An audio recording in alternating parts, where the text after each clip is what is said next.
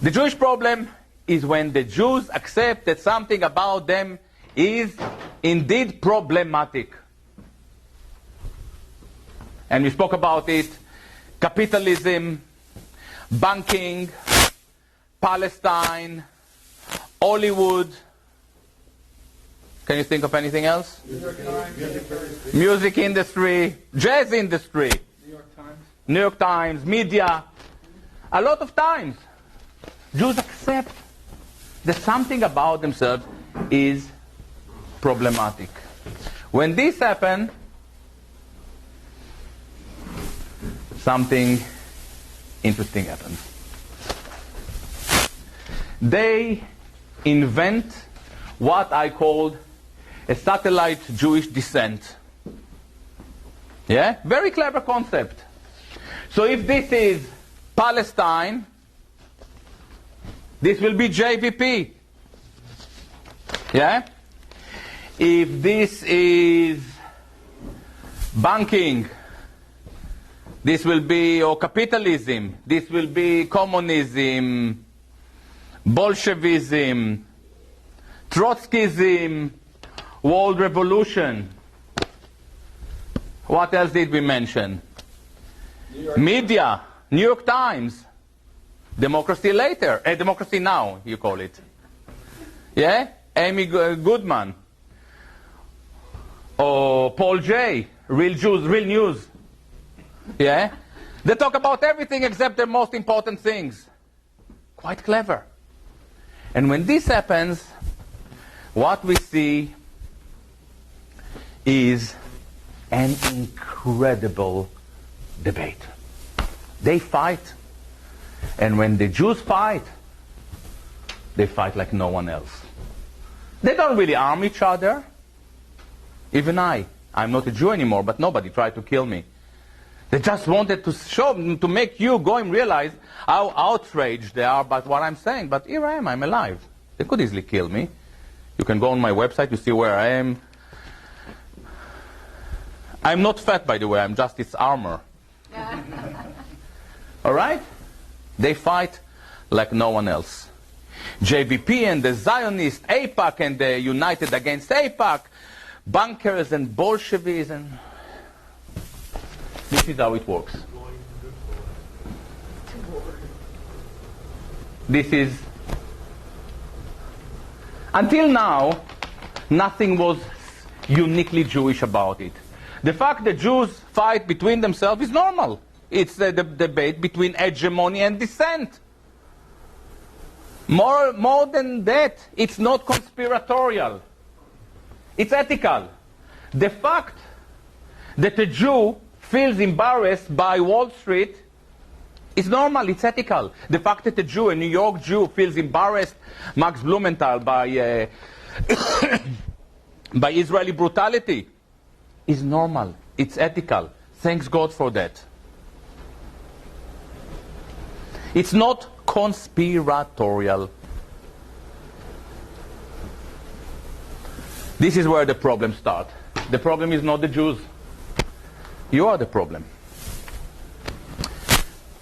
When you see that the Jews fight each other, yeah, you remember, they fight each other, you say, all right, they're taking care of it, we are moving away.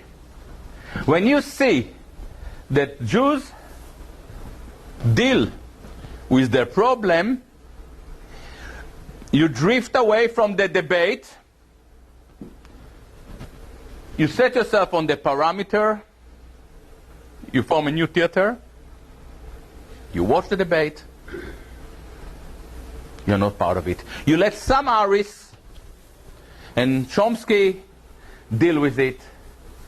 You let JVP take care of Palestine. You don't want to get involved. And it's very clever that you're doing it. Because if you wouldn't do it, we would have Holocaust every week.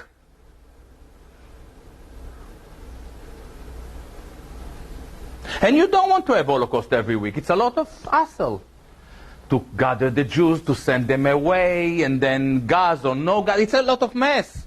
And then revisionism and to deny. It's wow! It's better to do it every 70 years or 100 years. And guess what?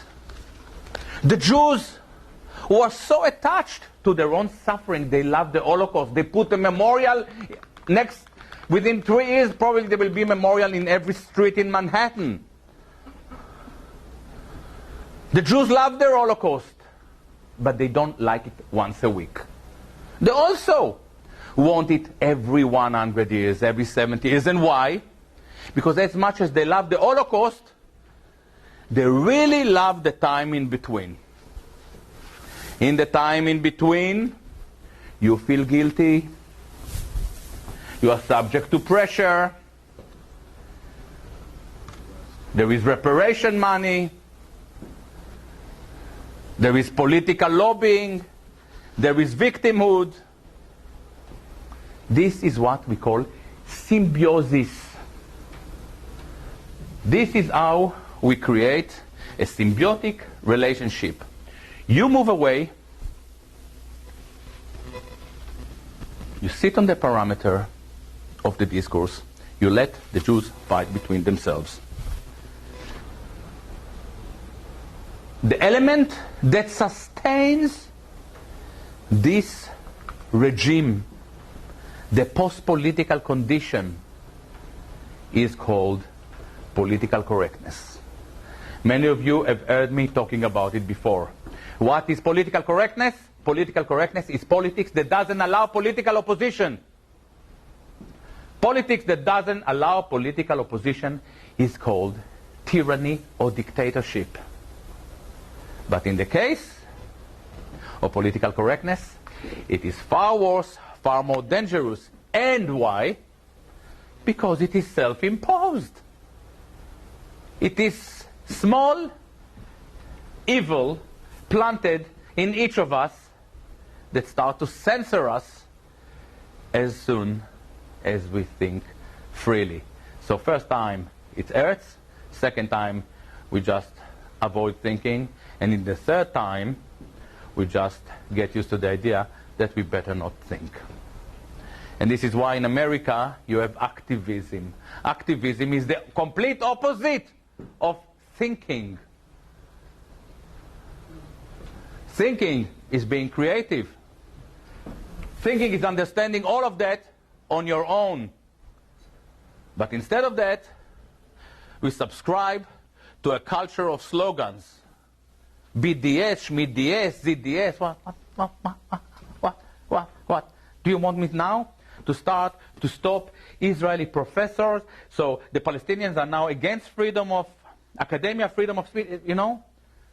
And if you try to interfere and to ask questions, the mess starts. No. To be a thinker is the ability to lift every stone, to be courageous enough to do it, and to look under.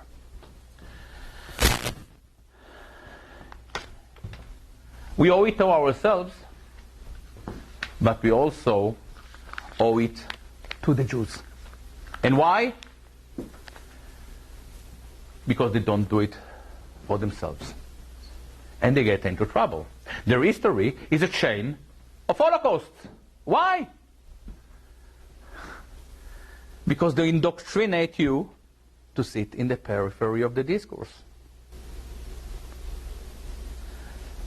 Speaking openly against all odds is the remedy of the doomed situation we brought ourselves into.